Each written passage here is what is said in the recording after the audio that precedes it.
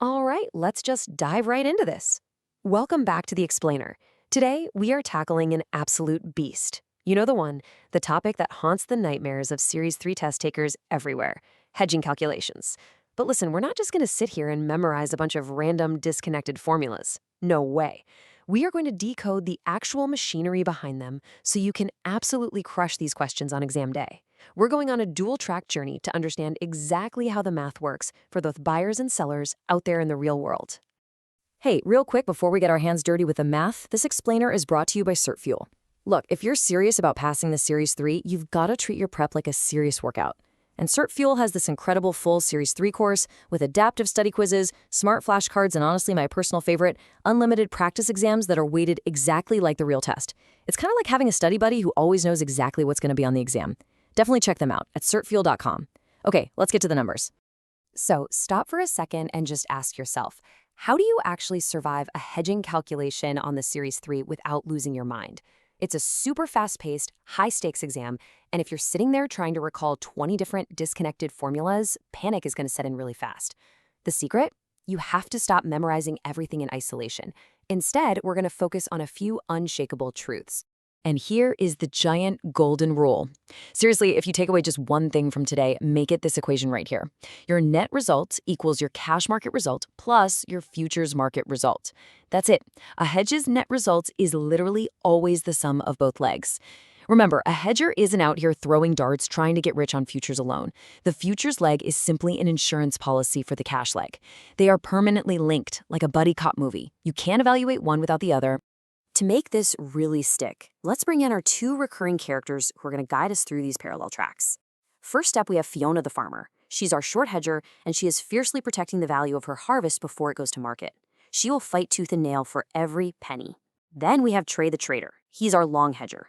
Trey is a commercial processor who is sweating bullets over how much he's going to have to pay for Fiona's crop just to keep his factory running. Let's see exactly how this plays out for both of them. Let's take this nice and slow and start with Fiona's math. Step 1. She wants to lock in a price, so she sells futures at $4.40. Fast forward to step 2. It's harvest time, but the cash price has dropped to $4.10, and futures have also dropped to $4.20. So she sells her physical crop in the cash market for that $4.10. Finally, step 3. She closes out her hedge by buying back her futures contracts at $4.20. So think about it. She sold high at $4.40 and bought back low at $4.20. That locks in a short futures gain of $20. All right, pause the video for a second. Use some active recall here. Fiona's cash crop went down in value to $4.10. Does this losing cash market price mean her hedge failed? Think about what the whole point of a hedge actually is.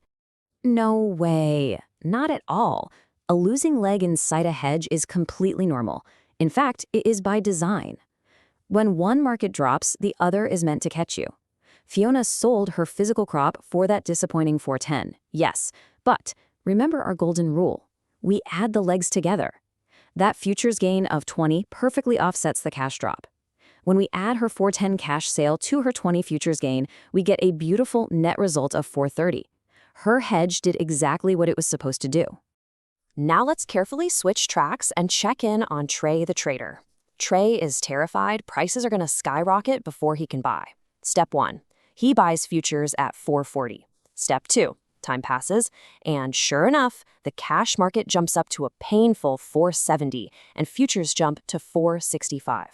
Trey is forced to buy the physical grain at that steep, brutal $4.70 cash price. But step 3, he closes his hedge by selling his futures at $4.65. He bought low at $4.40 and sold high at $4.65, giving him the sweet relief of a long futures gain of $25. Let's break down Trey's final math. He got squeezed in the cash market, forced to pay $4.70 for his materials. But he has that sweet futures gain of $25 right there in his back pocket. Because he's a buyer calculating his net cost, he subtracts his $25 futures gain from his brutal $4.70 cash cost. That brings his net cost all the way down to $4.45. The hedge completely saved him from taking the full hit of that crazy price spike. Okay, hit pause one more time. We just walked the long way around the block for both Fiona and Trey. But you know what? You're sitting in the exam room, the clock is ticking, and you need a faster way. What is the ultimate Series 3 shortcut to find the net price for both the short hedger and the long hedger using just one simple equation? Boom, here it is. Burn this into your brain. Net price equals your initial futures price plus the ending basis. This is brilliantly simple. This one single equation covers both Fiona's net selling price and Trey's net buying price. You do not have to calculate the cash leg and the futures leg separately if you just deeply understand how to use this shortcut. Let me prove to you that this shortcut works every single time. Let's walk through these numbers nice and slow. Follow along with me. First, we find the ending basis, which is always cash minus futures at the exact time the hedge is lifted. For Fiona, her ending cash was 410, futures 420. So 410 minus 420 is an ending basis of -10. We take her initial futures price of 440, add that ending basis of -10, and we get 430, exactly what we calculated earlier. Now look at Trey. Cash was 470, futures 465. That's a +5 ending basis. Initial futures of 440 plus 5 equals 445. The shortcut is absolutely flawless. Now, if you are calculating this the long way, you absolutely must memorize this crucial directional difference. Fiona, our seller, adds her futures gain to her cash sale. It makes sense, right? She's bringing in money from the crop and bringing in more money from the futures gain. Trey, our buyer, subtracts his futures gain from his cash purchase. He's paying out cash for the crop, but his futures gain acts exactly like a discount coupon, reducing his total out-of-pocket cost. Do not mix these up or you'll turn a helpful hedge into a total nonsense number. All right, listen to me. Cue the sirens. We are entering exam trap territory. You need to be on high alert here because this is where most people fail. When the test asks for the net result, it is the sum of both legs. Never, ever just calculate the futures result and pick that answer. The exam writers will always put the standalone futures gain as one of the multiple choice options just to tempt you. If you pick it, you are completely missing the cash leg and you're going to get it wrong. Here is exam trap number 2. The net anchors to the ending basis, not the starting basis. The exam absolutely loves to hand you a long, wordy question that gives you the opening basis right up front. They do this bait and switch just to see if you'll incorrectly use it. Ignore the opening basis when calculating the final net price. You only care about the cash and futures numbers at the very moment the hedge is lifted to find that ending basis. And exam trap number 3. This is a weird but true fact that always messes with people's heads. A stronger basis can still be a negative number. If the basis moves from 10 under to 5 under, meaning it went from -10 to -5, that basis just strengthened. It got more positive. For Fiona, a strengthening basis actually raises her net selling price, even though the basis remained negative the entire time. Don't let the minus sign fool you into thinking it weakened.